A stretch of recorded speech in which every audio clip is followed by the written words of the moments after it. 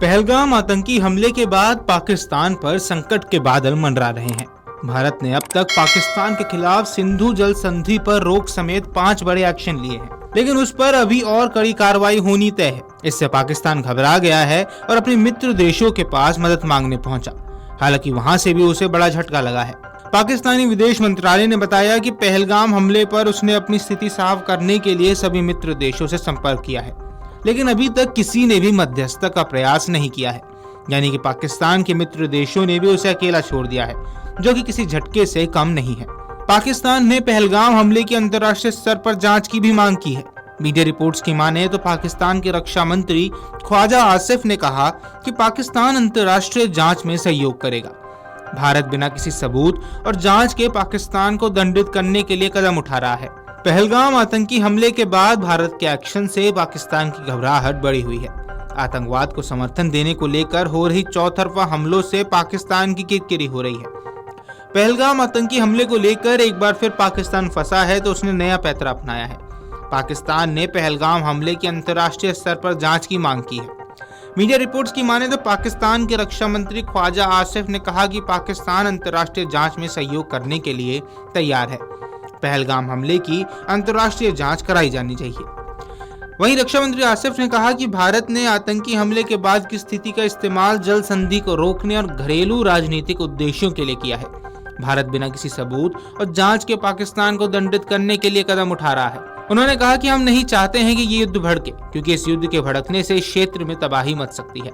हमले की जिम्मेदारी लेने वाले टीआरएफ और लश्कर को पाकिस्तान के समर्थन पर रक्षा मंत्री ने कहा कि लश्कर तैयबा अब अस्तित्व में नहीं है। मैंने द रेजिडेंट फ्रंट यानी टीआरएफ के बारे में कभी नहीं सुना। लश्कर एक पुराना नाम है, लेकिन इसका कोई अस्तित्व नहीं है।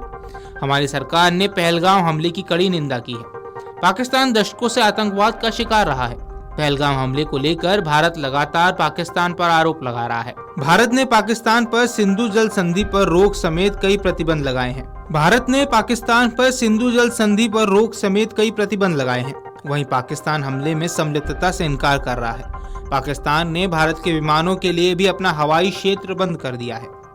पाकिस्तान के विदेश मंत्रालय ने शुक्रवार को कहा कि पाकिस्तान अपनी क्षेत्रीय अखंडता और संप्रभुता की रक्षा के लिए हर संभव प्रयास करेगा, क्योंकि सिंधु जल संधि को सुरक्षित रखने के लिए सभी विकल्प मौजूद हैं।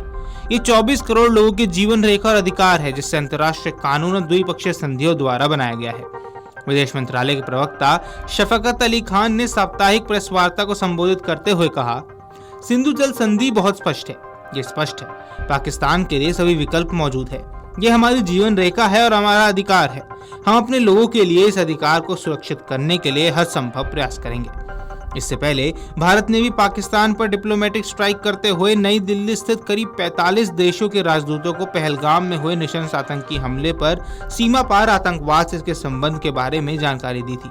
नई दिल्ली ने राजदूतों को मंगलवार को हुए आतंकी हमले के विभिन्न पहलुओं से अवगत करवाया, जिसमें 26 निर्दोष लोग मारे गए और आतंकवाद के खिलाफ भारत की शून्य सहनशीलता की दृढ़ नीति के बारे में बताया गया।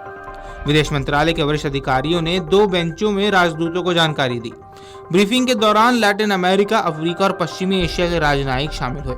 गुरुवार को भारत ने G20 के अधिकांश देशों और अपने करीबी रणनीतिक साझेदारों के वरिष्ठ राजनयिकों को आतंकी हमले के बारे में विस्तार से बताया।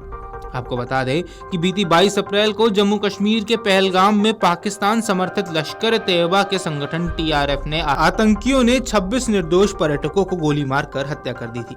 इस घटना के बाद भारत सरकार ने सख्त कदम उठाते हुए सिंधु जल समझौता स्थगित कर दिया।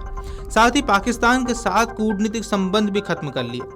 भारत ने पाकिस्तान के उच्चायुक्त को 1 हफ्ते में देश छोड़ने के निर्देश दिए हैं और आतंकी हमले के बाद से भारतीय सेना भी अलर्ट मोड पर है। Video desk अमरउजाला.com।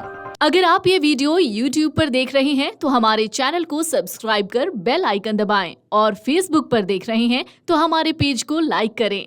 8 million plus subscriber, आपके इस भरोसे के लिए बहुत धन्यवाद।